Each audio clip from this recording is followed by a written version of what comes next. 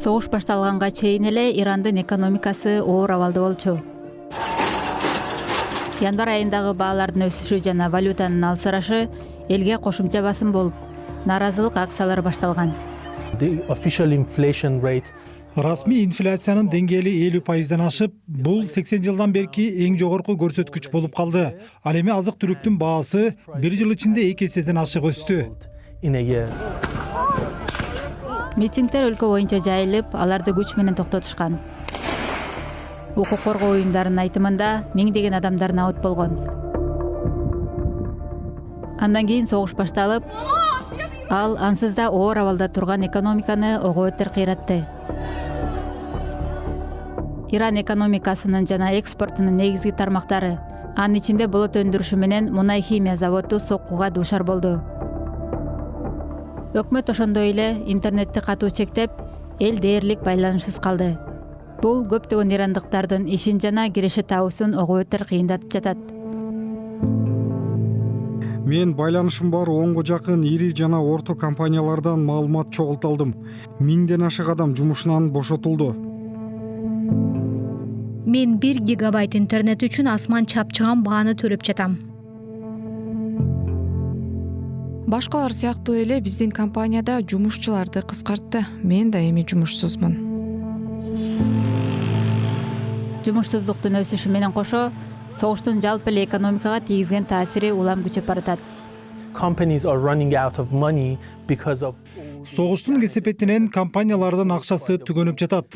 Ошондуктан баалар тез өсүп жатат. Көптөр эң зарыл болгон каражаттарды сатып ала албай кыйналууда. Башкасын айтпай эле коеюн. Эсептөөлөргө ылайык, согуш башталганга чейин иштеп жүргөн ирандыктардын болжол менен 2 миллиону, башкача айтканда ар 10 кишинин бири жумушунан айрылган. who were in work before the war have already lost their jobs. Согуштун жалпы чыгымы боюнча расмий маалымат жок. Бирок өкмөт аны 270 миллиард доллардын тегерегинде деп эсептеп жатат. There are two types of costs. One is Чыгымдардын эки түрү бар. Биринчиси согуш учурунда заводдорго, инфраструктурага, ал тургай дүкөндөргө келтирилген зыян. Ал болжол менен ондогон миллиард долларды түзөт. Бул Ирандын жылдык мунай кирешесинен да көп болушу мүмкүн. Iran's annual oil income. And on top of that, Андан тышкары бул объекттердин көбү, мисалы Ирандын мунай химия тармагы жана болот өнөр жайы. Ал жерде бутак алынган заводдор дагы 2 жылга чейин ишке кирбеши мүмкүн. may not come back into operation for another 2 years. Мунай химия өндүрүшүнө жана болот эритүү тармактарына жасалган соккулар башка, мисалы автоунаа өндүрүшүнө терс таасирин тийгизет. Бул тармакта түздөн түз же кыйыр түрдө миллиондон ашык адам иштейт. Эми болсо АКШнын деңиз блокадасы Ирандын кемелерин бутага алууда. Ал эми Вашингтон Иранга каршы санкцияларын күчөттү. We have told countries that Биз башка өлкөлөргө эгер Ирандын мунайын сатып алып жатсаңар же алардын акчасы силердин банктарыңарда сакталса, анда биз силерге да санкция салууга даярбыз деп айттык.